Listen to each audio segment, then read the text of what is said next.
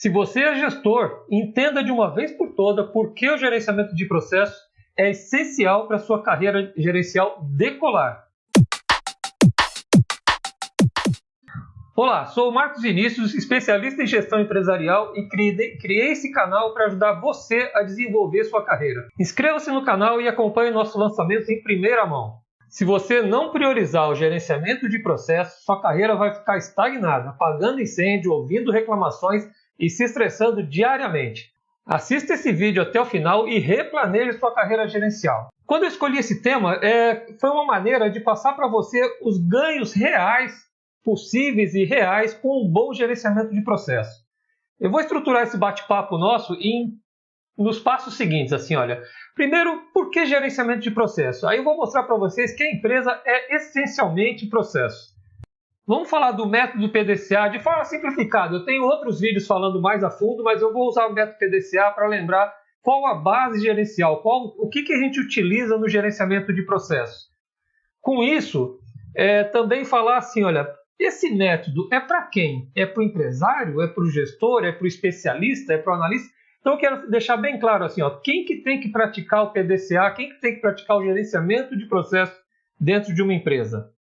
Depois vamos destacar, mas aí de uma maneira bem mais fundamentada, quais são os benefícios que você vai ter com o gerenciamento de processos bem implementado na sua empresa ou na sua área. E aí sim, mostrar por que com o gerenciamento de processos sua carreira vai decolar. Você vai ter tempo para ser um gestor mais estratégico e não um bombeiro apagando incêndios sistematicamente, diariamente. Vamos lá então. Primeiro falar assim, olha, a empresa é praticamente desde que ela nasce, ela já nasce como sendo um processo. Então, quando o empreendedor pensa em atender um determinado nicho que ele percebe que pode agregar valor para esse cliente, e aí ele busca fornecimento ou de material ou de informações, para atender esse cliente, ele executa uma sequência de processos, uma sequência de etapas. Comprar material, preparar, adquirir informações, processar essas informações, criar um software de gestão para entregar um relatório, para entregar um produto, ou seja, são essencialmente processos. E aí com isso, ele tem, desde quando ele cria a empresa, tendo ou não de forma estruturada, indicadores de desempenho, ele vai ter um indicador já, mesmo não chamando dessa forma, que é a lucratividade, o quanto que seu negócio é viável. Então, por exemplo, obrigatoriamente ele vai ter lucratividade, para saber se o negócio dele está sendo viável ou não.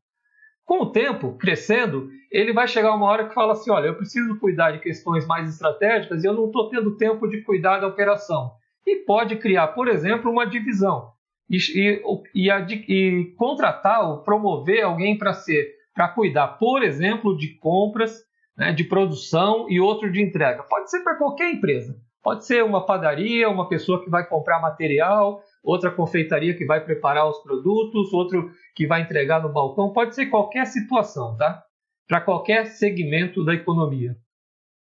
Mas com isso também deveria, e aí começa o problema que é gerado, que às vezes a gente pega e nem percebe, ou seja, aquele gestor de compras, ele deveria ou ele pode ter indicadores para medir o desempenho do processo dele, que não é mais lucratividade, que contribui com a lucratividade, né? Mesma coisa para a produção e mesma coisa para a logística. Aqui é um ponto principal que a gente percebe que muitas empresas, ou eu passei por isso também, de gerenciar uma área. É possível gerenciar sem indicadores?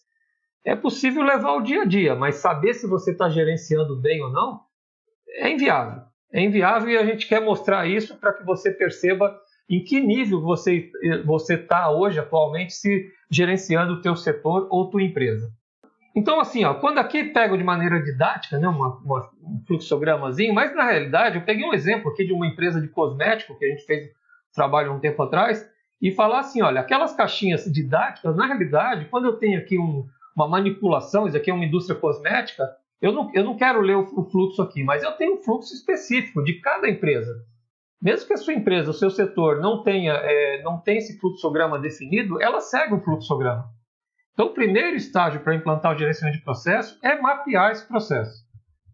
É absurdo você ter uma empresa e não ter isso documentado e sedimentado com toda a equipe mostrando como é seu processo. Isso faz parte do gerenciamento de processo. E com isso, aqui foi uma etapa intermediária, onde cada um desenhou seus processos e marcou os pontos onde tinha relação com as outras áreas. E aí montou um processo, de novo, não quero entrar em detalhe, mas um processo que leva desde a entrada do pedido do cliente, passando pela gerência, por manipulação, por invase do produto, controle de qualidade, a parte de microbiologia, no caso aqui, até entregar de novo ao cliente. Então, uma empresa, na realidade, qualquer empresa é possível você colocar nesse formato. E é possível e recomendável, altamente recomendável, para enxergar como que a empresa funciona. Se tiver um funcionário novo, se tiver uma discussão, você tem uma referência para mostrar que todos veem da mesma forma o processo. Pode até ter melhorias, mas pelo menos atualmente você vê da mesma forma que seus colegas. Aí assim, o método de gerenciamento de processo, o método PDCA, eu vou falar de forma sucinta, mas com calma, porque o método PDCA ficou muito difundido, mas ele pode ser aplicado para diversas coisas, gerenciamento de projeto, planejamento estratégico, para diversas coisas. Nós vamos falar do método PDCA aplicado ao gerenciamento de processo, seja numa área da empresa, seja na empresa como um todo. Então assim, só recapitulando, para quem nunca ouviu, eu vou falar rapidamente, mas assim, o método PDCA foi criado em 1920, não é ultrapassado, está altamente sedimentado, é usado em todas as empresas. As últimas versões da ISO, as revisões da ISO, ela está se aproximando cada vez mais do método PDCA de forma operacional. Ela usa o termo PDCA há muito tempo, mas nas últimas revisões está se alinhando com o gerenciamento de processo de forma mais adequada. E aí, basicamente, assim, o P do PDCA, ele passa por você ter metas para o teu setor, metas de qualidade, custo, prazo, o que for necessário, e procedimentos ou métodos para atingir essas metas. Então, isso é uma parte de planejamento, né? Depois, você ter a execução, que é o D do PDCA, o DO, né, em inglês, o método foi criado por americanos, que é você ter treinamento sistemático para a tua equipe e para que eles realizem de acordo com o que foi combinado. Tá? Então, esse é o D do PDCA. Agora, o método PDCA, você pode planejar bem, executar muito bem, mas cometer erros. Né? Erros seja de matéria-prima que entrou, seja de procedimento, seja do que puder acontecer no meio do processo, durante o processo. Então, o método PDCA prevê que você faça um C do PDCA, que é o cheque do PDCA. O que é o cheque? Aqui é meta, é planejado. Então, se eu planejei que eu produziria no dia 1.000 peças por hora, ou 10 peças por hora, eu posso chegar ao final do dia e ver se eu consegui 10 peças por hora. E aí, se eu checar e tiver certo o método PDCA, o meu dia a dia, ele vai ser continuar executando e checando porque está dando certo. Mas o método PDCA, se eu tenho uma checagem, pode ser que um dia dê errado. E aí eu tenho o A do PDCA, que quando der errado, eu não estiver alcançando minha meta, seja de qualidade, prazo ou custo, eu vou olhar para dentro do processo e procurar entender qual é a causa e como que eu faço para corrigir essa causa, para que o processo não ocorra mais. O problema, apagar incêndio, corrigir aquele relatório, aquele produto que saiu, o termo é bem adequado, é apagar incêndio, é produzir, é minimizar o custo, para não perder totalmente. Mas o método PDCA é o que eu faço no meu processo para não gerar mais problemas desse tipo. Tá? E aí, por isso é comum se falar o ciclo PDCA. Tá, isso é teórico. Como é que eu faço isso na prática? Bom, deixa eu falar uma coisa aqui que é importante. Assim, eu tô pegando um conceito que eu sei que é muito útil para quem quiser se desenvolver em gerenciamento de processo, mas eu tenho já um vídeo no nosso canal do YouTube, eu vou deixar o link aqui embaixo na descrição do vídeo, que é 50 minutos falando sobre conceito e prática segundo o método PDCA. Tá bem legal, tá bem legal. Para quem não conhece, para quem nunca ouviu falar ou tem uma ideia vaga, vale a pena assistir. Clica lá e assiste esse vídeo. Mas aqui só para a gente poder seguir esse método PDCA, que é conceitual, como é que eu pratico? Como é que eu levo ele para a prática? Eu faço o P e o D do PDCA através de uma coisa chamada padronização. Que é quando eu tenho um descritivo de como que as pessoas devem executar um processo de forma similar, para evitar um erro grosseiro. Tá? E para fazer o C do PDCA, eu tenho que ter alguns indicadores, alguns gráficos que permitam você acompanhar se aquela meta que você estipulou, aquele procedimento para alcançar a meta que gerou um procedimento, foi treinado, para ver se ele está legal, se foram bem treinados e tudo mais, eu preciso ter um sistema de indicadores úteis, né, que me mostre se eu alcancei a meta ou não. E quando não alcançar a meta, eu tenho uma sistemática de ação corretiva. Aí tem um conjunto de ferramentas, de mais simples até mais complexas, né? Eu tenho um videozinho também que fala sobre isso, tá? Então, para fazer o método PDCA de gerenciamento de processo dentro de uma empresa, né, dentro de qualquer organização humana ali, eu tenho as práticas de padronização, indicadores e ação corretiva que, combinadas dentro de um método PDCA, vão ser extremamente eficazes para o seu gerenciamento.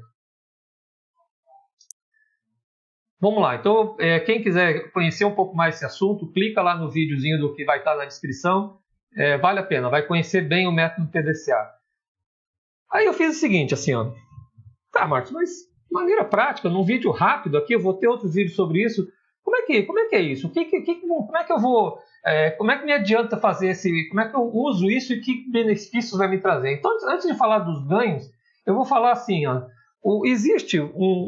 inclusive eu vou colocar também no link abaixo ali um vídeo falando da trajetória de um gestor de sucesso. Ou seja, quais são os estágios que um gestor pode pegar uma área e para que estágio ele tem que levantar. E aí eu vou emprestar uma figurinha dele lá, e assim, eu peguei, então vamos supor que uma área tem entrega fora do prazo como um dos indicadores, eu tenho que entregar cada vez menos fora do prazo, né? E aí eu coloquei nesse gráfico simbólico aqui, como se fosse cada semana eu vou monitorando isso, eu coloquei 4 estágios, que é a área que o gestor, que você pode estar no teu setor hoje. Então o primeiro setor, o estágio 1, ele está sem nada ali de gráfico, né? Porque assim, ó, é quando você não tem levantamento de dados. Você não sabe como é que foi seu processo hoje porque você não coleta dados. Isso é comum acontecer, perceba se não pode estar acontecendo com você. Você consegue gerenciar? Consegue, com reclamação, o cliente reclama, você acha que ele está certo, vai lá e toma alguma ação e não consegue conferir depois.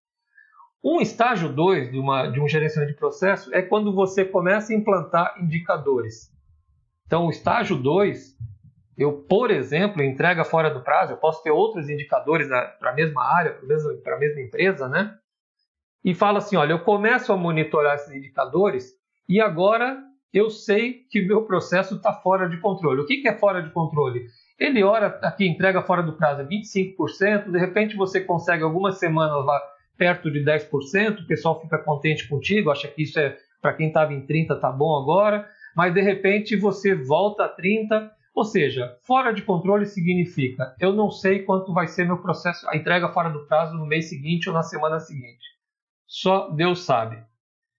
É ruim isso? É ruim, mas é muito melhor que o estágio 1. Que agora você com a sua equipe vai se expor, esse às vezes o pessoal não coloca indicador porque vai se expor que, nós estamos ruim. Mas a ideia é que você com a sua equipe use o método PDCA, procure estabelecer procedimentos, procure estabelecer ações corretivas eficazes para poder ir para o estágio 3. Estágio 3 é o quê? O meu indicador, o meu processo está conseguindo atingir uma faixa previsível de resultados. No caso aqui, eu saí de uma coisa descoordenada, que às vezes vai a 10, é um número até melhor que 30, volta a 30 de novo. Agora eu estou numa faixa de 15 a 20 e previsível. Eu sei que semana que vem, eu não sei exatamente quanto vai ser, mas vai estar entre 15 e 20. Então, isso daqui é bom, mas pode chegar, ou vai chegar uma hora que a área de custo lá da empresa vai falar assim, olha, mas 15 a 20 é muito alto, você está comendo parte do lucro da empresa com isso. E aí você vai ter que migrar para o estágio 4, que é você falar assim, olha, eu consigo manter estável aqui, mas eu vou me esforçar aqui, vou procurar a causa, o mesmo método PDCA. Por que nosso processo não atende abaixo de 10, vai pesquisar, vai implantar, vai treinar as pessoas até conseguir jogar abaixo de uma meta de 10%. Por exemplo, esse é o estágio 4. Aqui eu vou frisar o que eu concluo lá no outro vídeo, que eu vou deixar o link aí embaixo, para falar assim, olha, a função de um gestor, quando o empresário delega um processo para alguém, tudo bem que ele pode delegar o quadrado, né, mas a função de um gestor é estabelecer indicadores úteis, começar a monitorar e chegar no estágio que eu chamo de manutenção do processo, mas também melhorias, seja vinda do cliente, seja vinda do acionista, seja vinda da própria equipe.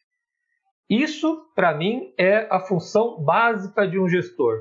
Nós vamos falar que ele tem outras funções, mas um gestor deveria, no mínimo, ter capacidade com a sua equipe de manter resultados previsíveis em qualquer um dos níveis que forem, né, tanto aqui quanto estava em 15 a 20, depois reduz, mas não é reduzir um pico, porque todo mundo deu atenção, é manter lá embaixo de novo, né? Esse trabalho, esse resultado, falado aqui de maneira bem didática, é um esforço, não vai ser resolvido em poucas semanas, é um esforço tremendo seu do gestor com a sua equipe, usando padronização, indicador de desempenho e ação corretiva sistematicamente para poder sair do estágio... Bom, primeiro sair do estágio 1 para o 2 é colocar o indicador útil. Aí nós vamos ter vídeos específicos sobre indicadores. Depois é poder se esforçar, aqui é onde você mais apaga incêndio. Esses picos significam um lote de produção, um conjunto de relatórios que não saíram na hora, que saíram com erros, e você tem que retrabalhar. Isso é apagar incêndio puramente. Se você ficar nisso, você vai se estressar nesse patamar. Mas aí com muito esforço, não é fácil, não é um software de gestão que eu compro, é um hábito novo de gerenciar com a equipe, de envolver a equipe, você conseguir passar e chegar com o mesmo método PDCA, por isso que é fundamental dominar esse método e manter ele sob controle, manter com resultado previsível. E aí, quando vierem as metas, quando você mesmo falar, poxa, mas 10 a 15 está ruim, eu vou usar o mesmo método PDCA para poder buscar patamares melhores daquele meu processo. Esse é um caminho que eu chamo de trajetória do gestor de sucesso. Se você tiver capacidade de pegar um setor que está no estágio 1 e sem indicadores, colocar indicadores, perceber, expor seus problemas, né? Que a ideia é dentro de gerenciamento de processo, você ter uma gestão visual e trabalhar com a equipe, eliminando, apagando incêndio, resolvendo, estabilizar, você vai trazer motivação da equipe, você vai trazer reconhecimento do acionista, você vai ser requisitado para assumir outros setores. Então, para mim, isso é a trajetória de um gestor de sucesso, tá? E eu tenho um videozinho, vou deixar o link aqui embaixo também, que explora mais essa figura. Assistam lá. Esse é o desafio que você tem para ser capaz de levar um processo sem informações até um processo com manutenção e melhoria constante, uma melhoria contínua dos resultados. Tá? Gente, faz um favor para mim. Pensa um pouquinho nesses estágios que eu falei rapidamente e escreve ali nos comentários para a gente que estágio que eu estou hoje. Sejam francos ali, a gente só... Na realidade, eu preciso ter dessas informações, dicas, né? Então incluam dicas ali também de como, de quem eu gostaria de ouvir mais. Isso aí para mim é muito legal de eu poder desenvolver novos vídeos de acordo com a necessidade do meu público, tá? Então comentem ali o que vocês acham, que estágio vocês estão, façam críticas, façam sugestões, fique à vontade. Isso para mim vai ser bem legal ali para poder melhorar o meu canal, tá? Tá, só para não deixar passar uma ideia de que, então gerenciamento de processo, eu posso ter uma equipe de especialistas que vão ser gestores de processo e vão ajudar todas as áreas. Tal. Então eu queria assim, quem que deve dominar esse método? Quem que deve usar o método PDCA? Aí eu vou puxar uma lembrança lá do começo do vídeo que eu falei assim, toda a área, seja de compras, produção, emitir relatórios, o que for, são processos. Então a definição pensando nessa figurinha principalmente, né? Gerenciamento é um gerenciamento praticado por todos que têm responsabilidades em algum setor da empresa. Não precisa ter organograma. Mas mesmo sem organograma, você tem uma pessoa lá no almoxarifado que cuida de 2 funcionários, de 3 funcionários. Esse cara é um gestor de processo. Você tem uma pessoa que cuida das informações ou administra os softwares da empresa e tem um técnico na área dele, ou tem 10, ou tem 20, depende do porte da empresa. Esse cara é um gestor de processo. Então aqui está simbolizado por um organograma, mas a ideia é que seja um gerenciamento praticado por toda pessoa que tem uma equipe e é responsável por algum produto ou serviço dentro da empresa. Então é um gerenciamento praticado por todos, que visa a estabilização ou a manutenção daquele processo através dos indicadores que ele vai definir, que a empresa vai definir, estabilização e melhoria contínua dos processos. Então, isso é a função básica do gestor, né? E o grande ganho, aí nós vamos falar no próximo slide, é que com isso eu consigo delegar os processos à minha equipe. Eu tenho que fazer com muito envolvimento da equipe, mas para poder delegar os processos, e daí nós vamos começar a tirar quais são os ganhos que você, gestor, vai ter com esse gerenciamento de processos. Na verdade, 7 benefícios não são só 7. E tem muito mais, mas eu vou marcar os principais que a gente consegue enxergar, principalmente se você não tiver muito pouco de gerenciamento de processo. Eu queria que você enxergasse que esses 7 benefícios não são acadêmicos, não são teóricos, são reais e você vai sentir na prática esses benefícios. Então eu marquei aqui, ó, eu vou deixar a figurinha de novo, que eu acho que é importante para a gente ter o que é implantar gerenciamento de processo. Estágio 1 não é gerenciamento de processo, né? Gerenciamento de processo é você chegar nesse nível. No teu processo você não vai ter só indicador de prazo, você vai definir com a tua empresa, com teus clientes internos, provavelmente indicadores ligados a prazo, custo e qualidade. Normalmente é isso, tá? E aí eu vou começar a listar esses 7 pinçados, esses 7 benefícios bem visíveis. Primeiro, resultados previsíveis. Se você já vive o mundo empresarial, você sabe o quanto isso é importante. O quanto isso é importante para manter um orçamento dentro do estipulado. O quanto que um resultado não previsível bagunça todo o meu processo. Um processo que eu faria em meia hora, depois eu tenho que usar 2 horas para corrigir uma coisa mal feita. Então, resultados previsíveis significa o fim dos retrabalhos, se não o fim, pelo menos uma redução muito drástica de retrabalhos, de reclamações constantes que vêm de clientes, de horas extras e diversos problemas que só agregam custo aos meus serviços ou produtos. Então, estabilidade já traz um ganho. Tá? Agora, estabilidade em alguns patamares ainda me causa prejuízos sistemáticos. É constante, mas é ainda inaceitável. Eu tenho que ser melhor para superar meu concorrente, né? Então, o segundo item possível, que é você continuar com a tua equipe motivada, comprometida, levando de um patamar que hoje não é mais aceitável para um patamar melhor, uma redução de retrabalhos, uma redução de custos, é a melhoria. Um dos 7 benefícios é a melhoria contínua. Processos estáveis são a base para melhorias. Não adianta você promover melhorias num processo que se encontra no estágio 2. Elas se perdem com o tempo. É possível, porque as pessoas dão atenção especial durante dias ali e conseguem um resultado, mas às custas não de padronização ou de ações sistemáticas, ações corretivas eficazes. Então, a base para você pensar em melhoria contínua. Deixa eu abrir um parênteses aqui rapidinho. Muito se fala em meta, né?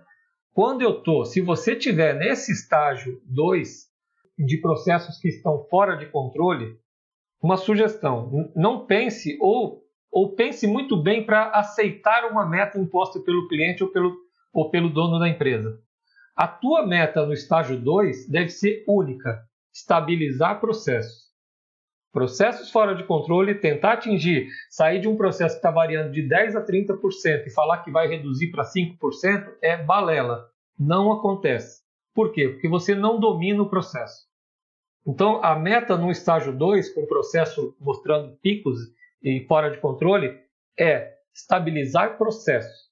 Seja em que patamar for. Mostre que você tem capacidade de estabilizar e depois sim você pensa em melhorar esse processo. Então, processos estáveis são a base para melhorias. Foque seu tempo para planejar, testar e incorporar a melhoria do processo. Aquele tempo que você ganhou com resultados previsíveis, agora você, gestor, tem tempo de atuar mais proativamente e pensar em melhorias. Nesse estágio aqui, é aquele estágio que você não tem tempo para isso. Você está sempre com o tempo sendo tomado por um problema que aconteceu ontem. Tá, outro exemplo, que talvez seja mais subjetivo, mas a partir do momento que você começa a trabalhar com um time, com uma equipe, e começa a envolvê-los nas soluções. É muito importante isso. Você é gestor, você não é o mais inteligente do grupo. Agora, você pode dominar métodos de gestão e agregar mais as pessoas, a capacidade mental, a capacidade criativa do teu time. Então, o ser humano, por natureza, ele gosta de fazer bem feito. Nenhum ser humano tem prazer de fazer mal feito. Então, quando você começa a envolver a equipe e começa a mostrar os ganhos para eles, que eles mesmos estão promovendo, estão participando, né? Não é uma equipe externa que veio, um consultor e resolveu aquilo, foi a própria equipe. Envolva, capacite, alcance metas e reconheça a sua equipe. Você vai ter uma equipe cada vez mais comprometida com você e com a empresa. É outro ganho que vem com esse trabalho, com esse esforço. Se você quiser fazer sozinho, dificilmente você vai evoluir do estágio 2 para o 3 para o 4. Um quarto ponto, equipe comprometida, processos sob controle, dominado e que sem grandes surpresas, sem grandes picos de má qualidade, eu consigo delegar os processos. Eu, gestor, paro de usar meu tempo para apagar incêndio e consigo ter uma equipe que consegue tocar o processo, me liberando para outras coisas. Me liberando para ser um gestor. Então, equipe comprometida assume mais responsabilidades sem necessidade de vigilância. Tentar delegar num processo desorganizado é loucura. Então, são ganhos, um consequência do outro, né? Um quinto ganho, esse eu já antecipei, é a liberação do gestor. O gestor deveria ter tempo para cuidar de questões mais estratégicas, para desenvolver novos produtos, para pensar em melhores tecnologias que ajudem sua equipe a manter suas metas, ou a melhorar suas metas ainda mais, né? Ter atenção ao RH, um RH de motivação, de reconhecimento, de criar plano de cargo e salário viáveis para a empresa, para poder dar um motivo para o teu funcionário se comprometer cada vez mais, né? Essas funções, apagar incêndio, cuidar de processo, você pode delegar. Essas funções de cuidar de questões estratégicas são ações indelegáveis do gestor e que ele não tem tempo de fazer se tiver muito problemas na operação. Então é uma enxurrada de ganhos, é uma outra realidade. Tá?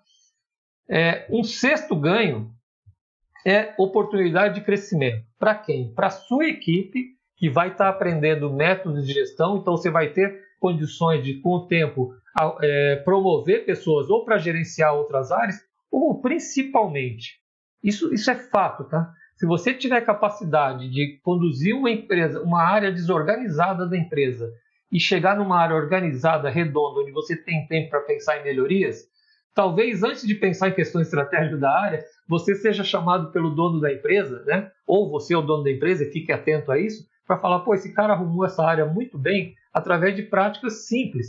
Então vamos colocar ele num outro setor que é crítico, meu.